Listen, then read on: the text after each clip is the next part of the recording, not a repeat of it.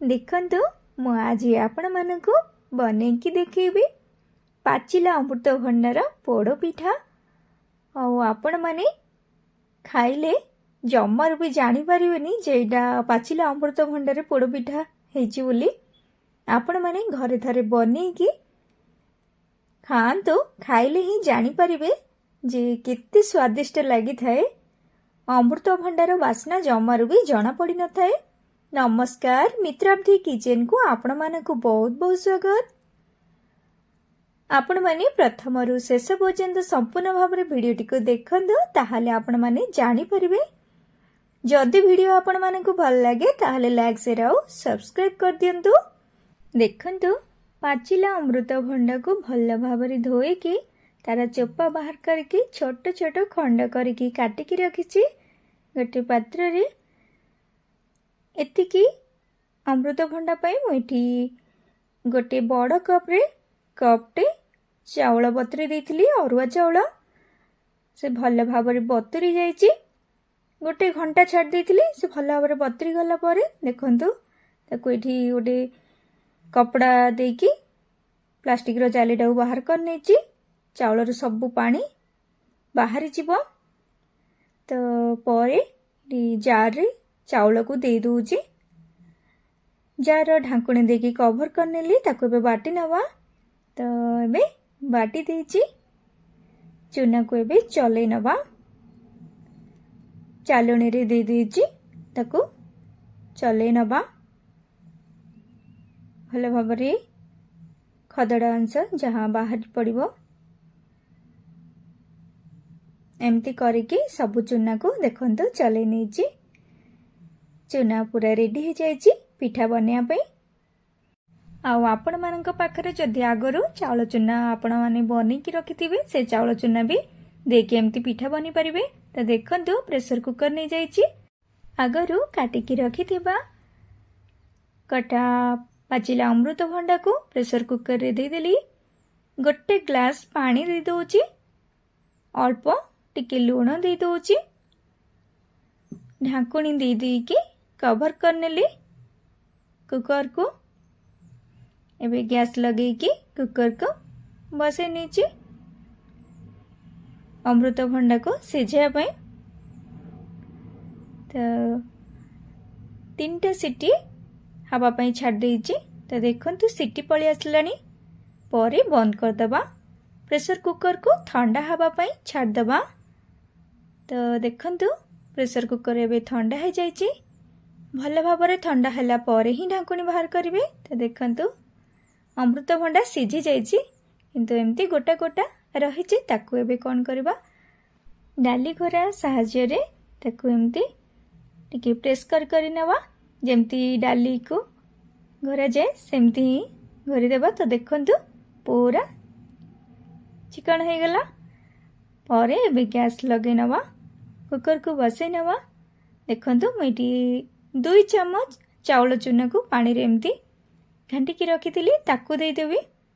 एमती देबा द्वारा पिठाटा बहुत नरम होई थाए। तो देखंतु देकी घांटी नउची। एमती घांटी नउथिबे चाउल बटाटा जल्दी सिझी जीवो। आगरू छोट छोट खंड करके काटिकी रखिथिली नड़िया को दे दउची कुकर रे। 2टा अळेच को छेचिकी रखिथिली दे दउची अळेच। परे गुड़ दे दउची। आपण माने जेतिकी मीठा खाउचंती अधिक कम करि परिबे।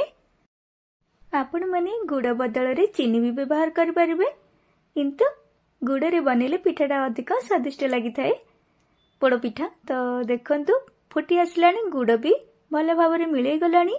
फुटिले ही चाउल चूना को देबे। तो देखंतु एठी चाउल चूना को दे दोची कुकर रे देकी संगे संगे घांटी नेबे, नचेत गुला गुला हेकी रही जीवो चाउल चूनाटा। आपण माने जेमती घरे उपमा बनाती सेमती चाउल चूना देकी संगे संगे एमती घांटी नउथिबे।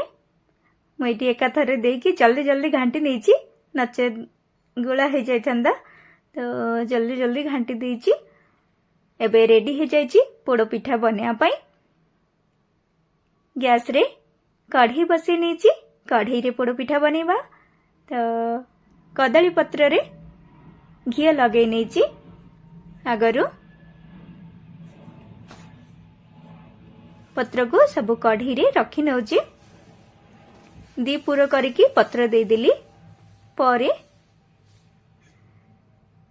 जंतुणी को दे दउची। सबू जंतुणी को दे सारा परे गोटे गिना रे पानी नहीं जाइए। एमती पानी हाथ हे कि साइज करनवा पिठा को एमती चिकन करनवा। तो देखंतु परे ढांकुणी देकी ताको सिझिया पई छाड़ दउची। टोटल लगी 40 मिनट। तो एमती जाल को कम करिकी पूरा कम करिकी बसेबे नचेत पोड़ी जीवो। तो देखंतु आधा घंटाटे हो जाइए। मु ढांकुणी बाहर करके देखी जे पिठाटा भल भाव में सीझी नथिला। छुरी रे एमती लागुला। पुणी ढांकुणी देकी 10 मिनट छाड़ देती सीझापी परे भल भाव में सीझी जाइए। देखंतु छुरी रे आउ जमर भी लगुनी। परे ढांकुणी देकी एमती घोड़े की रखिदेली। गैस बंद करदेली। परे बे ओल्हेकी नहीं आसीची। देखंतु पिठा एबे ठंडा हो गला परे प्लेट को बाहर करनवा। आपण माननकु वीडियो जदी भल लगी थाए ताहले लाइक शेयर और सब्सक्राइब कर दियंतु। तो देखंतु प्लेट को बाहर करने पिठे को ऊपरू एबे पत्र को बाहर करनवा कदली पत्र को। देखंतु कितनी सुंदर पिठाटी हेची। बहुत बढ़िया देखा जाउची।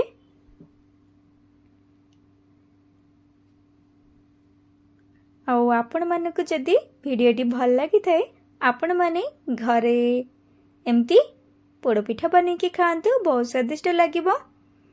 घरे जदि आपण मानक पाखरे पाचिला अमृतभंडा रही जाए आपण माने कौन करेंगे भावुथिबे। तो एमती पिठा बने की थरे खांतु। छुरी साहाय्य रे एबे पोड़ पिठा को काटी नवा छोट छोट खंड करके। तो देखंतु एबे थाली रे छोट छोट खंड करके काटिकी रखिछि पोड़ पिठा। आपण मानक वीडियोटी केमती लागिला कमेंट करके निश्चय जणीबे। प्रथमरु शेष पर्यंत संपूर्ण भाव में वीडियोटी को देखिथिबारु आपण मानकु बहुत बहुत धन्यवाद। जदि आपण मानकु वीडियोटी भल लगी थाए ताहले लाइक शेयर और सब्सक्राइब कर दियंतु।